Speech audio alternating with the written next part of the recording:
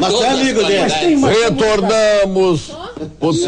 Não, é sentar nessa cadeira aqui e... É sentar nessa cadeira. É sentar nessa cadeira e incorpora o balde. Eu trouxe impressionante. Ele sentou aqui e incorporou o balde. Olha aqui, ó. Olha aqui, ó. Eu quero dizer. Tá. Não, vamos estar. Neumann escreveu ele. Não sou eu quem diz isso. É o Neumann. Eu vou comprar esse livro amanhã. É um escritor brasileiro. Do Grêmio. Escreveu um livro sobre a vida do Lula. Ele acompanhou o Lula o tempo todo. Quem fala que o Lula é medíocre, incompetente, inconfiável, não tem ideologia, faz o que quer. É ele, Neumann. Só que 80% do povo brasileiro não concorda com quem é o Neumann? Olha aqui, ó. Eu quero te provocar, Omar, e a todos aqui. Quem imaginaria que um dia as Forças Armadas prestariam continência a Dilma Rousseff, né? O que é democracia? Nem eu. Isso é a dialética, a história. Se tu dissesse uma coisa, Paulo Sérgio... Tu que defendes guerrilheiro, acho que tu tá com... Tão profunda e tão inexplicável e tão abrangente e tão comovedora que eu pediria que me explicasse também por que o Exército Nacional condecorou com uma medalha fantástica mais luzidia que o sol o maior inimigo que eles tiveram naquela época em matéria de guerrilha, que se chamava José Genuíno. Porque o ministro da Defesa mandou. Tem explicação. Mas pela mesma razão que o Jânio Quadros condecorou o Che Guevara. Aí foi para dar um tapa no reacionarismo brasileiro. Aí tem explicação. Estava impedindo ele. Aí tem explicação. Tudo é política. Não, mas estava impedindo ele de administrar o país. Tanto que ele quis dar um golpe depois. O bonzinho de hoje pode ser o bandido de amanhã. Para usar uma frase, né? O Marx dizia que, já que estamos no plano da discussão da esquerda e direita, Marx dizia que a única ciência que existe é a história. Hegel dizia, portanto, que a ave de Minerva só levanta voo ao entardecer, ou seja, só no final da tarde da história que a gente enxerga o que está acontecendo. Para debater as atitudes de hoje, sim, tem que olhar a história, e pela história você explica por que é que as mudanças trouxeram essa virada, por que a Dilma está no poder, por quê? Porque funciona desse modo. Todo o processo histórico da reviravolta. Se fosse a história linear, nós já saberíamos o que ia acontecer. É assim. Perguntar para a vereadora, o Congresso do PT, né? Uhum. O que esse marco regulatório, que até agora a gente não tem muitos dados, onde querem chegar com isso? Olha, é uma proposta do partido e dos militantes nesse congresso de várias questões que nós achamos importantes. Não significa que o próprio governo, né, e a própria relatoria, por exemplo, na reforma política, vai se estabelecer em cima daquilo que nós discutimos no congresso. São diretrizes apontadas como referências do partido para que sejam cumpridas.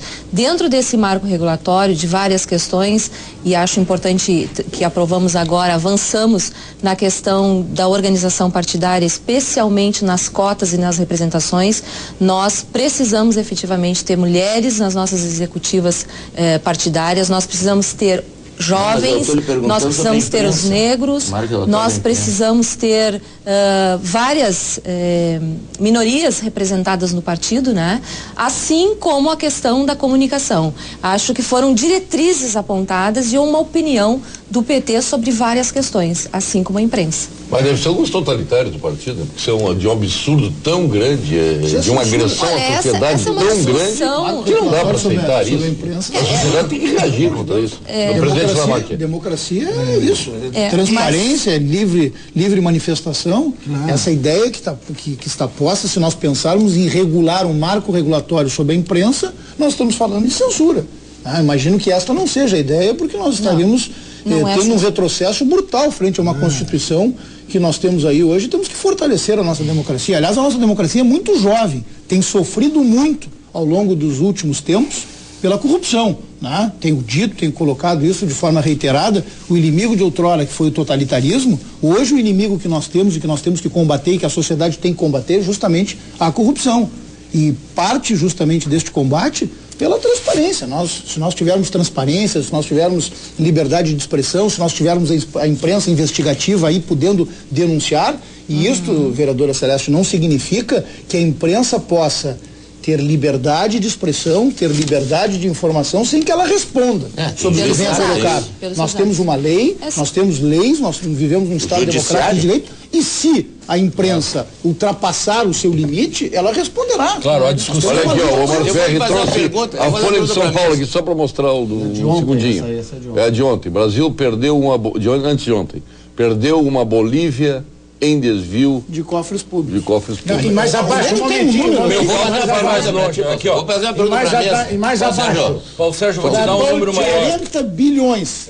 E mais abaixo, La Dolce Vita clandestina.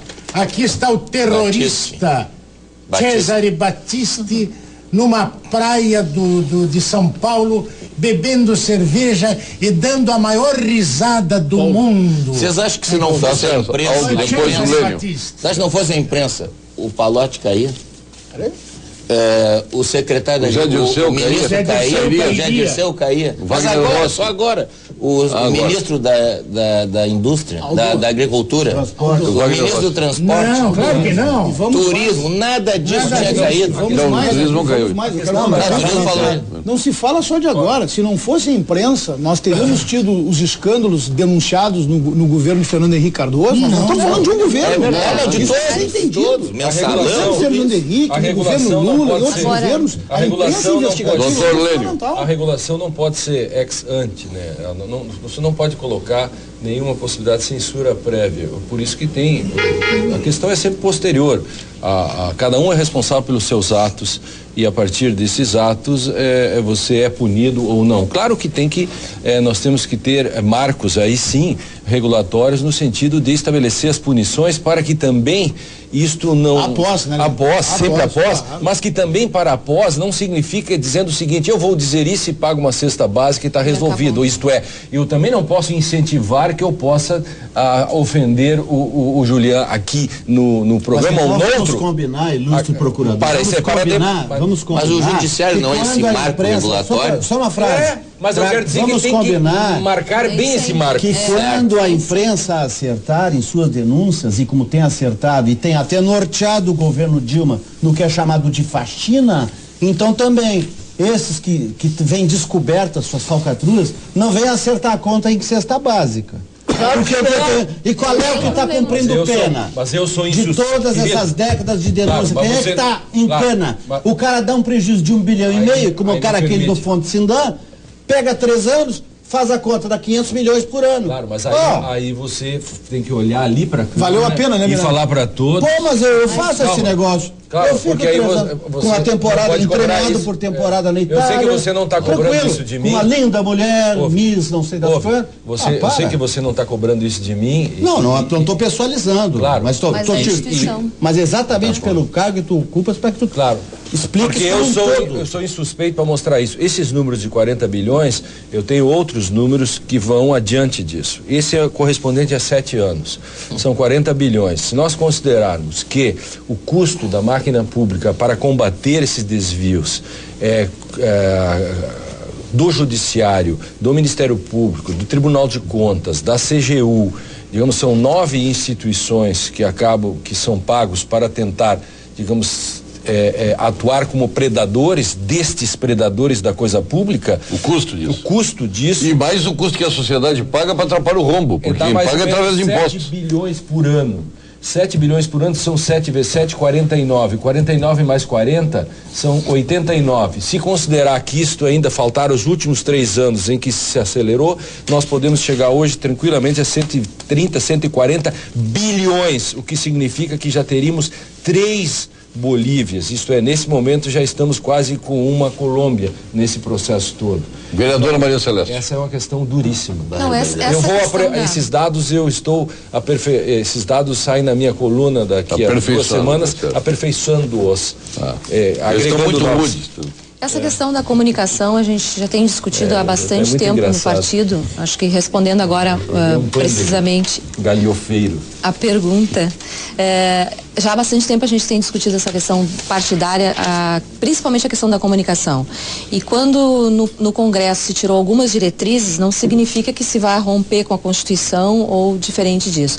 Mas é importante também que a gente faça uma grande reflexão. Nós tivemos, por exemplo, o caso do Jundiá, aqui do ladinho, né, na cidade de Esteio, Novo Hamburgo, né, onde amplamente foi divulgado pela imprensa local, né, com foto da figura do preso, enfim, com o estardalhaço da Polícia Civil. Com depoimentos delegados envolvidos. Com base em depoimentos delegados envolvidos. Então, lá, ele estava. Que oficialmente veio à tona. E veja, ele estava e está num programa de proteção do governo federal em outro estado. Eu acho que então, a sociedade veja como é que também essa questão da comunicação extrapola certos limites, mas que não é o governo que tem que julgar. Que não é o governo, que é o judiciário, julgar, claro. É o judiciário, mas também, assim como o Lênio falou, não pode ser uma cesta básica. Mas aí é questão do judiciário, não é questão então, de executivo. Como é que nós trabalhamos com essa questão da comunicação acima de tudo? Mas não tem que trabalhar com isso quem tem que cuidar é o judiciário. O partido tem toda a liberdade num congresso,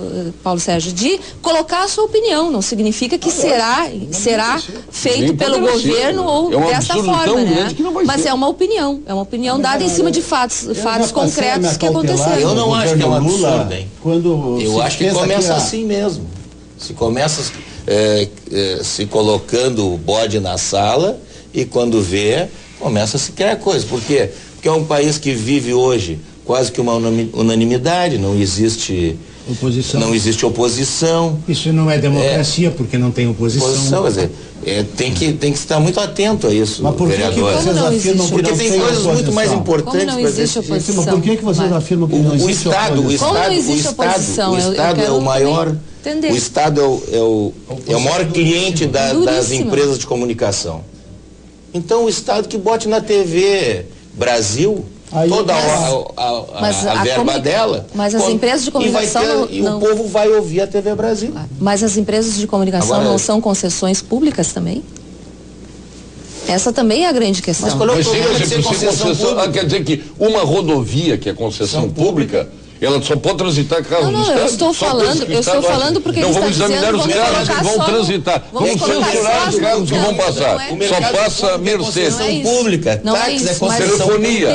Só vai telefonar quem está ao lado do Estado. Quem não está ao lado do Estado não telefona mais, porque é concessão pública. Não, eu quero trazer mais um elemento ao debate. Só mais um elemento ao debate. Essa ameaça não, é concessão pública. Não foi ameaça. Paulo Sérgio, dá licença. Não foi ameaça. Eu queria manifestar também. Mas não para. Eu quero trazer mais um elemento para o debate. Eu quero só ouvir o OAB nesse sentido aqui. Eu queria entender só por que é o único partido que mexe nesse ponto e quer mexer com a opinião pública, com a informação. Por que até nisso? Respondo. Sabe por quê? Porque os outros anteriores, quando não se podia falar nada, quedaram-se silentes também.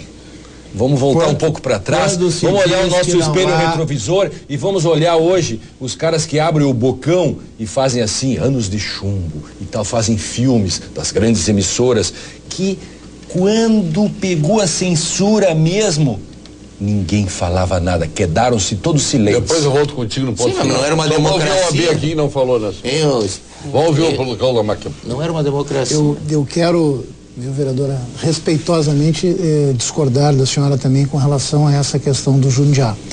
Não vejo dessa forma. Eu acho que na situação do Jundiá que nós tivemos um erro que não foi um erro da imprensa. Nós tivemos um erro, né, de quem divulgou uma informação equivocada. A imprensa o que fez? A imprensa divulgou uma informação, reproduziu uma informação oficial, né? Agora, também sou absolutamente favorável que eventuais reparações por erro de divulgação de mídia ou por calúnia, por difamação, elas sejam cobradas de forma efetiva. Não como disse o Lênio, como cesta básica. Eu concordo plenamente. A condenação por uma divulgação equivocada. Mas não é cesta básica. Tem que ser prevenção. Mas condenada a valores absurdos. A valores absurdos. Olha aqui. Paulo. Justiça a imprensa nunca é condenada por cesta básica. Valores absurdos. Justiça manda a União pagar 1.600.000 por abusos da Polícia Federal. Isso prova que existe um sistema jurídico. Vamos ao ponto final. Contagem regressiva da Sul, mensagem de Gimo.